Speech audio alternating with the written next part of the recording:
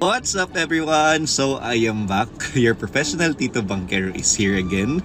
So before I go home, I will be giving an answer to this comment from Ionis. Perks of dating older men, haha, I mean professional mature men. Okay. Unang-una, kapag ka naman nasa private place tayo, yung tayo lang. Yung madilim at malamig. And then we really like to have cuddles. Ako, for me, after a long and tiring day, gustong gusto ko yung wini-welcome ako ng warm hug, a kiss on my cheeks, on my lips, and yeah. Next, kapag meron tayong lakad, hindi mo kailangan mag-antay ng matagal na matagal dahil maliban sa time conscious kami. Hindi na kami masyadong maraming arte sa katawan. So, suotan ng short, ng t-shirt, ng tsinelas, or ng sneakers, okay na kami doon. Next is kaming mga professional titos, mababaw lang yung kaligayahan namin. So, yung mga nakikita ninyong memes on social media, yung mga deep talks while nasa seaside, yung mga road trips, and yung mga Netflix and chill.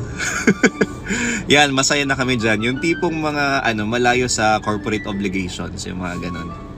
And since ang dami-daming mga nangyayari sa buhay namin sa pang-araw-araw, aware pa din naman kami na minsan nagkukulang kami sa oras, sa effort, sa mga ganung mga bagay. So, ironically, you have to expect some random surprises, di ba? So, yung kung nasa office ka, biglang may dadating ng mga flowers or food or whatsoever. Kasi yung bang tipong alam na namin yung routine ng araw-araw natin. So, alam namin kung saan kayo kikilitiin. This morning, atong makauban ang usa ka content creator nga ilado isip Tito Banquero nga taga General Santos City.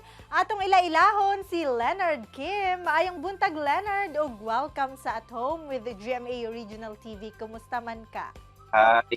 Okay lang. Maayong adlaw sa mga kapuso who's watching. Nailhan ka isip Tito Banquero ug most of your content kay naga-discuss about Tito problems. Unsa ba kining mga Tito problems?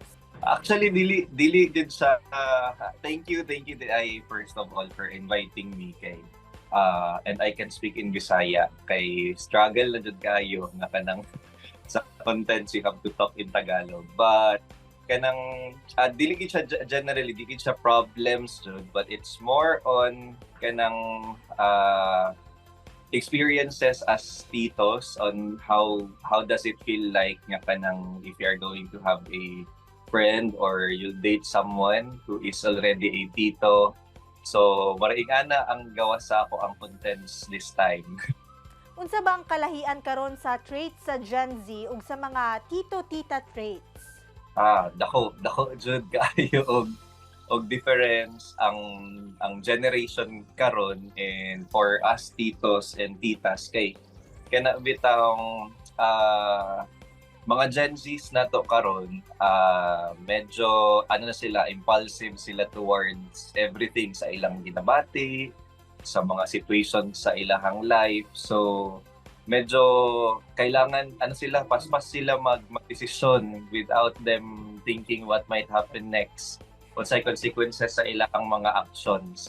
Though ang nakagwapo lang dyan karon sa Gen Zs, na na-realize na ako na as titos and titas, ang dapat na ma-learn nato from them is kanang innocence bitaw nila. Usahay ka na naive sila kaayo, and that's something good for me. Leonard, aduna na kay more than 200,000 followers sa TikTok. Paunsa ba ka nagsugod sa pagbuhat og content? Lang man gid siya. Feeling na ko the same ra siya sa kaunsa po yung mga tubag sa mga other content creators that they started out na kanang lang just for fun and for kanang expression lang sa imong self. But for me, nisugod man jud ko as kanang gusto ra nako i-document tong akong cat nga I was nursing before kay na aksidente siya, and then ako alam mo memory memory lane na ko ang TikTok. So nag-post ko na ang nangyari, and then surprisingly na-shock ko sa engagement na nahimo ato. That was during pandemic time. So dito lang mo random ra gid siya ana. I-on mo na, hindi ka pa gani marunong. Wait lang yun. Ah. Daga na po. Ah. Ikaw gani, oh. Magalito ka. Ah, kaya. Ah, kaya. Ah, kaya. Ah, hindi.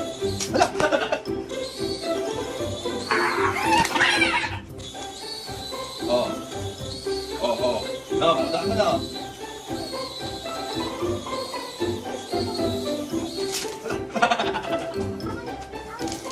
Ay, ayaw mo na yan? Wala matigay. Lakip sa mga video nimo sa TikTok ang about advices sa love ug corporate. Please share it with us. Siguro kay grabe ha to dere. Ano naman sa generally love advices, life advices and kanang si professional kanang naa sa corporate advices kay since banker man ta by profession. So kanang siguro dahil na pod sa years of experience kana daghan na pud tayo somehow may kasultian na mga practical ways of dealing with your problems. As a Tito Bangkero, aduna ba kay tips nga mahatag sa atong mga kapuso nga magsugod pa lang og abli sa ilang bank accounts? Isa na siya sa akong goal actually sa that's why gitry na ko ang platform sa social media of educating ang public regarding sa ato ang banking kay naay uban dyan na musulti na kanang maka-intimidate mag-adtog bangko kanang disente kayo ang mga tao diha kanang pasigmahal ana so basically gusto nako na maging gaan ang feeling sa mga tao kapag they think about banking so maski estudyante masking nagadawat na kag allowance business owners naga-start og business tanan matabangan na siya sa mga people from the bank dali ra actually start by opening your savings account kaya na bitaw pila raman ato ang kailangan na natong IDs. So basically ayo mo kakulba kung musulod mo bangko kay friendly ang mga taga-bangko. There might be times na medyo basigi gutom na ang mga empleyado but trust me, masaya naman pag nagbangko ka. Lastly, unsay mensahe nimo sa atong mga kapuso hilabi na sa mga Gen Z nga nagalantaw karon? Go ahead. Ay, pag sa mga Gen Z yun. Dili na ako gusto mga saba ha, pero you learn to appreciate the small things dyan. Kaya na ako ang biggest advice sa mga Gen Zs na to kay sometimes daghan naman gud kay mga nangyayari sa kalibutan sa ato everyday on our daily lives. Daghan na kayog nangyayari diha na sometimes we tend to disregard katong mga gagmay lang na mga bagay. Tinuod nang ginaingon sa atong mga ginikanan na pasalamat mo na amoy pagkaon sa lamesa, pasalamat mo na amoy trabaho karon. There are a lot of things to be thankful for. Di lang ta mag-focus dito sa mga bagay na ikalain sa atong buot, sa nagapalisod sa to because ako certain ko sa akong belief na no matter how good or bad the situation is, there is really something na maayo jud ana naagyon. So, i-appreciate lang na to ang mga gagmay na mga bagay. Daghang salamat sa paghatag og oras kanamo ug hinaot nga mas daghan pa kang ma-inspire nga atong mga kapuso. Amping kanunay! Thank you!